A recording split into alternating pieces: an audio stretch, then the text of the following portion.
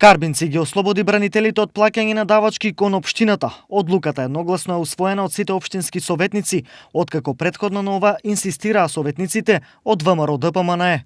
Предлог барањето на општинскиот комитет и советничката група на ВМРО ДПМНЕ Карбинци, поврзан со бранителите од конфликтот во 2001 година.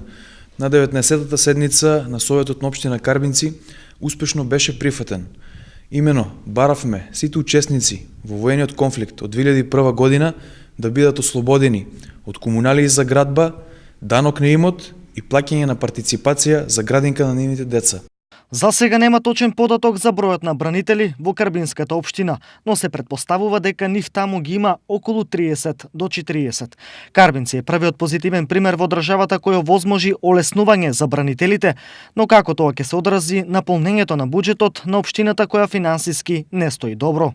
По двата основа, значи тоа се изворни приходи за општина Карбинци и можеби значително ќе се намали некој дел од одредени ставки, а за делот кој што ќе биде во градинката, значи ние правично не знаеме за колку бранители се работи, меѓутоа сме спремни за оној дел кој што ќе биде пријавено во градинката да ние партиципираме, односно да субвенционираме градинката од општинскиот, од основниот буџет на општина Карбинци, ќе уплатиме толку средства колку што ќе биде потребно. Значи во потполно сме спремни да ги сервисираме сите овие долгови кои што ќе произлезат од вчерашната одлука. Првата иницијатива за ослободување на бранителите од давачки кон општината потекна од Штип.